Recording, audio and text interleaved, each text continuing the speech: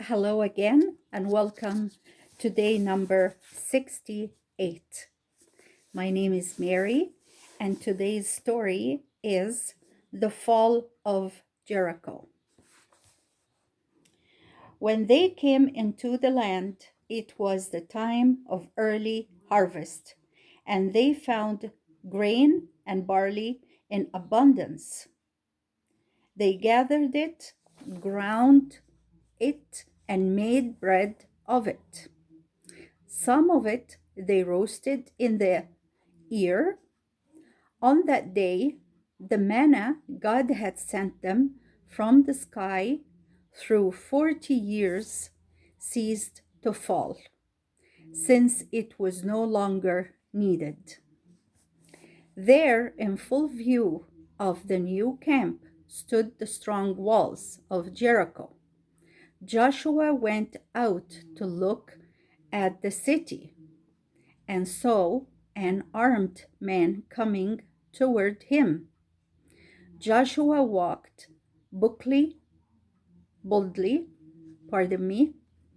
This is due to a little bit of weakness in the eye vision. So, excuse me if sometimes, I'm seeing it differently. So, I'll just repeat that last part. Joshua walked boldly up to the man and said to him, "Are you on our side, or are you one of our enemies?" The man answered, "No, I have come as captain of the Lord's army." Then Joshua saw that he was an angel of the Lord. Bowing down before him, Joshua said, "What word has my Lord to his servant?" The captain of the Lord's army said to Joshua, "Take off your shoes, for the ground where you are standing is holy." Joshua did so, for the one who was speaking to him was not merely an angel, but the Lord himself, appearing as a man. And the Lord said to Joshua, "I have given you Jericho and its king and its mighty men of war. I will destroy the city of Jericho before you." Then the Lord told Joshua the way the city should be taken, and Joshua went back to the camp of Gilgal and made ready to march. As God commanded, during the next 7 days, all that was done was according to the word of the Lord. They sent out the army as if to fight against the city. In front came the soldiers from the tribes on the east of the river.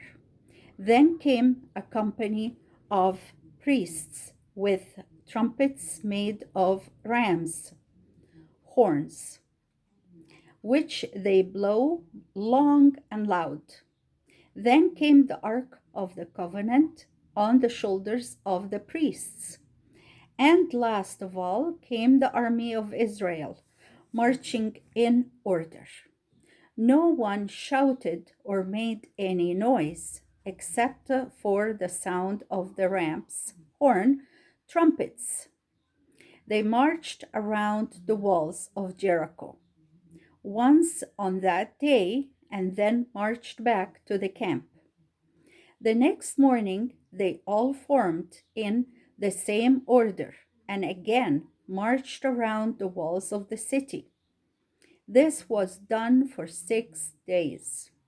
On the seventh day, they rose very early in the morning and did not stop when they had marched around the walls once, but kept on marching round and round until they had gone about the walls 7 times. As they went by, they saw a scarlet cord at one window on the wall, and they knew this was the house of Rahab, who had saved the lives of the two spies. When the seventh march was ended, they all stood still, even the trumpets ceased, and there was a great silence for a moment until the voice of Joshua rang out. Shout, for the Lord has given you the city. Then a great shout went up from the host. They looked at the wall, and it was trembling, shaking, and falling. It fell down flat, except for one place where the scarlet cord was hanging from the window. Joshua said to the two spies, Go and bring out Rahab and her family and take them to a safe place. They went into Rahab's house on the wall and brought her and her family safely out. They cared for them and kept them safely in the camp until the war against the people of the land was ended. While some of the soldiers were taking care of Rahab, the rest of the army was climbing over the ruined wall. The people in the city were so filled with fear when they saw the walls falling down on every side that they did not try to defend it, but sank down helpless and were slain or taken prisoner by the Israelites. Thus the city was taken with all that was within it. But the Israelites were forbidden to keep any of the treasures in the city. Joshua said to them, Nothing in this city belongs to you. It is the Lord's and is to be destroyed as an offering to the Lord. So they brought together all the gold, silver, precious things, and all that was in the houses. They took nothing for themselves, but kept the gold and silver and the things made of brass and iron for the tabernacle. All the rest they burnt and destroyed, leaving behind nothing but waste and desolation. And Joshua said, Let the Lord's curse rest on any man who shall ever rebuild the city of Jericho. With the loss of his oldest born shall he lay its foundation, and with the loss of his youngest son shall he set up the gates of it. After this, Rahab, the woman who had saved the spies, was taken in by the people of Israel, just as though she had been born one of them.